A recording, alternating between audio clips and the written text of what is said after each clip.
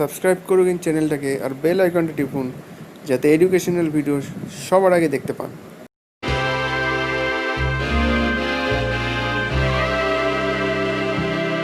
সবাইকে স্বাগত আমার চ্যানেলে একটা খুব ইম্পর্টেন্ট ভিডিওতে।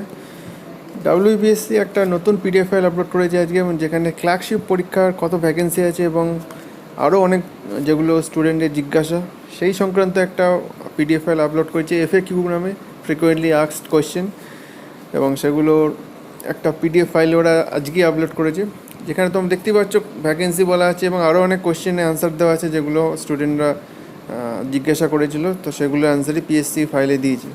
তো এই ভিডিওটা দেখার পর নিশ্চয়ই অনেকে যে কনফিউশনগুলো আছে সেগুলো ক্লিয়ার হয়ে যাবে, যে কত ভ্যাকেন্সি আছে, কত লোক ডাকবে, কম্পিউটারে কোনো সার্টিফিকেট লাগবে কি না, এইসব যে কোয়েশ্চেনগুলো সেগুলো সব অ্যান্সার কিন্তু এখানে দেওয়া আছে।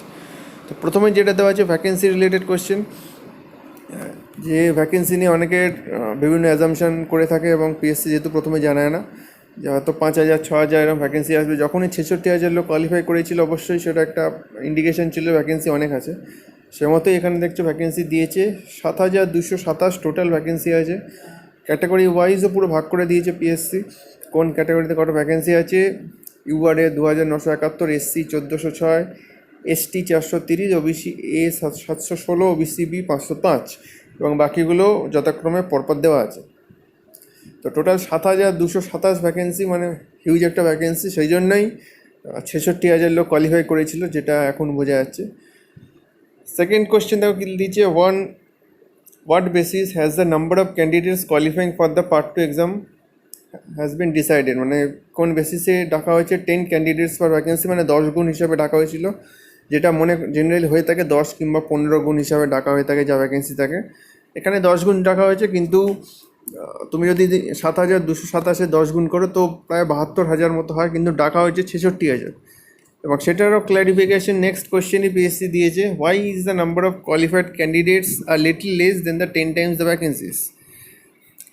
অ্যান্সার কি দিয়েছে দেখো, while additional candidates with the same score as the cut off mark in each category have been included, sufficient candidates were not able in some categories, যেহেতু কাট অফ মার্কস যা ছিল সেই ক্যাটাগরিতে আর কি কাট অফ মার্কস অনেকে clear করতে পারেনি, সেই জন্য কিছুটা কম হয়ে গেছে।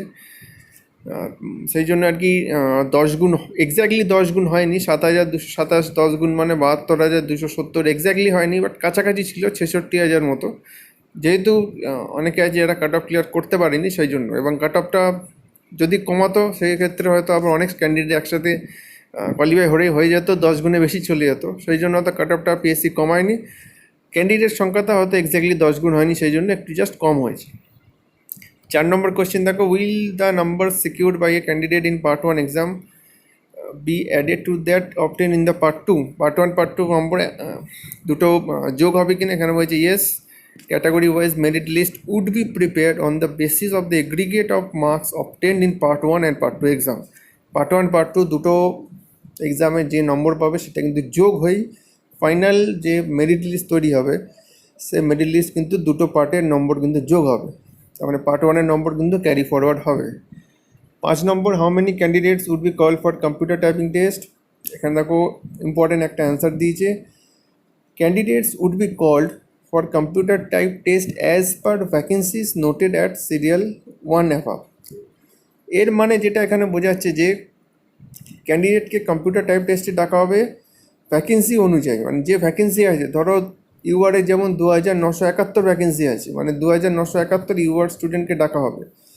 1,406 এসসি ভ্যাকেন্সি আছে, মানে 1,406 জন স্টুডেন্টকে, কিংবা এসটিতে যেমন 430, তো 430 এসটি ক্যান্ডিডেটদের কম্পিউটারের টাইপ টেস্টের জন্য ডাকা হবে।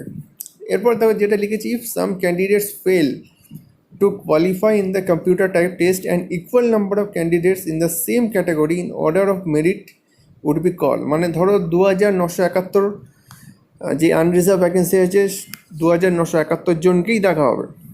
এবার তাদের মধ্যে যদি কেউ ফেল করে যায়, মানে কম্পিউটার টেস্ট ক্লিয়ার করতে পারলো না, ধরো 100 জন ক্লিয়ার করতে পারলো না, তাহলে এরপর মেরিট লিস্ট অনুযায়ী এরপর যাদের স্থান থাকবে 100 জন পরপর, তো সেই 100 জনকে আবার ডাকা হবে, যেহেতু 100 জন স্টুডেন্ট কম্পিউটার টেস্ট মানে ক্লিয়ার করতে পারেনি, এবং সেটা সব ক্যাটাগরিতে অনুযায়ী হবে। এটা ইউআরে বললাম। এসসি তো সেম হবে, 1406 জন এসসি ক্যান্ডিডেটকে ডাকবে কম্পিউটার টাইপিং টেস্টের জন্য। সেখানে যদি কেউ ফেল হয়ে যায়, যতজন ফেল হবে তো ততজন ক্যান্ডিডেটকে, আর এরপর মেরিট লিস্ট অনুযায়ী যতজন থাকবে সেই মতো ক্যান্ডিডেট কিন্তু ডাকা হবে। তো এই নয় যে 2971 মানে টোটাল ভ্যাকেন্সি 7227, মানে এর 3 গুণ ডাকবে, যেমন জেনারেলি ইন্টারভিউতে ডেকে থাকে আমরা জানি, যা ভ্যাকেন্সি তার 3 গুণ কি 4 গুণ ডেকে থাকে, সেরকম কিন্তু কিছু হবে না। 7227 মানে 7227 জনকেই ডাকবে। এবার যদি ক্যাটাগরি ওয়াইজ কেউ ফেল করে তো সেই মতো ক্যাটাগরি অনুযায়ী মেরিট লিস্ট থেকে পরপর তারপর ডাকা হবে। এখানে যা লিখেছে আপাতত সেটা পড়ে এটাই মনে হচ্ছে। 6 নম্বর দেখো, are the candidates required to produce any certificate, কোনো সার্টিফিকেট লাগবে না কম্পিউটার নলেজ আর টাইপিংয়ের জন্য। এবং স্পিড যেটা লাগবে 7 নম্বরে সেটা বলে দিয়েছে। ইংলিশ হলে 20 ওয়ার্ডস পার মিনিট, বেঙ্গলি হলে 10 ওয়ার্ডস পার মিনিট। ল্যাঙ্গুয়েজ কী হতে পারে কম্পিউটার টাইপিং টেস্টে? English or Bengali. English or Bengali and বলেনি কিন্তু, মানে হয় ইংলিশ নয় বেঙ্গলি, যে কোনো দুটোর মধ্যে একটা তুমি চুজ করতে পারবে, এবং যেটা চুজ করবে তোমার এখানে কেমন স্পিড রাখতে হবে সেটা কিন্তু বলে দিয়েছে। আচ্ছা, will the physical handicap PH candidates be allowed additional time দেওয়া হবে রিটেন টেস্টে। At the final selection will there be, এটা অত ইম্পর্টেন্ট নয় যদিও। 11 নম্বর দেখো, is it possible to correct mistakes made during filling up the online form like choice of posting category and other particulars, choice of language, কোনো modification করা যাবে না। Will the part 2 exam be conducted by PSC in Kolkata only, যেটা এখন খুব বড় প্রশ্ন, কারণ কোভিডের কারণে জানি ট্রেন আমরা বন্ধ, তো সেই জন্য যারা দূর দূরান্তে থাকে, অনেক বিভিন্ন জেলা থাকে, তো তাদের পক্ষে কলকাতায় আসিয়ে পরীক্ষা দেওয়াটা সম্ভব হয় না, কারণ জেনারেলি মেন পরীক্ষাগুলো যেটা হয় বেশিরভাগটাই কলকাতায় হয়ে থাকে। প্রিলি পরীক্ষাগুলো বিভিন্ন জেলায় নিজস্ব জায়গা হয়, বাট মেইনগুলো জেনারেলি কলকাতার বিভিন্ন স্কুল কলেজে হয়ে থাকে, কলেজ স্কুলে হয়ে থাকে। তো সেক্ষেত্রে এখানেও পিএসসি ক্ল্যারিফাই দিয়েছে যে 4টে সেন্টার করা হবে, কলকাতা, শিলিগুড়ি, আসানসোল এবং বহরমপুর, শুধু কলকাতা কিন্তু হবে না। তো এই টোটাল 12টা প্রশ্ন ছিল ক্লার্কশিপ পরীক্ষা রিগার্ডিং, যেগুলো পিএসসি অ্যান্সার দিয়েছে, এবং খুব ইম্পর্টেন্ট কোশ্চেন ছিল তা অবশ্যই। তো প্রথম কথা, ওরা ভ্যাকেন্সি পুরোটা ডিসক্লোজ করে দিয়েছে, কত ভ্যাকেন্সি আছে, কী অনুযায়ী ডাকা হয়েছে, কেন একটু কম ডাকা হয়েছে, 10 গুণ কেন হয়নি, নম্বর যোগ হবে কি না, নম্বর অবশ্যই যোগ হবে সেটা লিখেছে, এবং কীভাবে কম্পিউটার টাইপিং টেস্টের জন্য কতজন ডাকা হবে সেটাও এখানে ক্ল্যারিফাই করেছে। যতটা ভ্যাকেন্সি সেই মতোই ডাকা হবে। যদি কেউ ফেল করে তখন মেরিট লিস্ট অনুযায়ী তারপর ডাকা হবে। কত স্পিড লাগবে, ইংলিশ বেঙ্গলি দুটো ক্ষেত্রেই বলে দিয়েছে। কোনো ভুল থাকলে অনলাইন ফর্মে কিছু চেঞ্জ করতে পারবে কি না, এবং কী কী সেন্টার হতে পারে। তো খুব একটা ভালো পিএসসির তরফ থেকে একটা ভালো জিনিস, যেটা দেখে আমার নিজেরও ভালো লাগলো, যে পিএসসি খুব ক্যান্ডিডেটদের অ্যাকচুয়ালি কথা যেটা পিএসসি শুনছে, যেটা এখন বোঝা যাচ্ছে ক্যান্ডিডেট যেটা চাইছে, ক্যান্ডিডেটদের কথা কিন্তু পিএসসি শুনছে, এবং সেই মতোই নোটিশটা হচ্ছে তারই একটা রিফ্লেকশন বলতে পারো, ক্যান্ডিডেট যেগুলো চাইছে। এবং অনেক ক্যান্ডিডেটের হয়তো অনেক প্রশ্নের উত্তর এই নোটিশটা দেখে, এই পিডিএফ ফাইলটা দেখে অনেক প্রশ্নের উত্তর ক্লিয়ার হয়ে গেছে। তো এবার জাস্ট ইন্টারভিউর জন্য তৈরি হও, পার্ট 2 এক্সামের জন্য তৈরি হও, যেটা নিয়ে ভিডিও আমি কালকে বানিয়ে দিয়েছি। সেখানে পার্ট 2 এক্সাম কবে হতে পারে সেটা একটা ডেট দিয়ে দিয়েছে, টেন্টেটিভ ডেট ডিসেম্বরে যেটা হবে।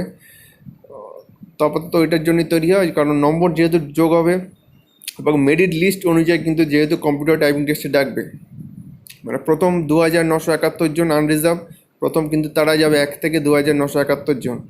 তো যত নম্বর তুমি পার্ট 2তে তুলবে, এবং অবশ্যই পার্ট 1টাও যোগ হবে, তো তুমি মেরিট লিস্টে কিন্তু তত উপরে থাকবে, এবং তোমার চান্স কিন্তু তত আগে আসবে।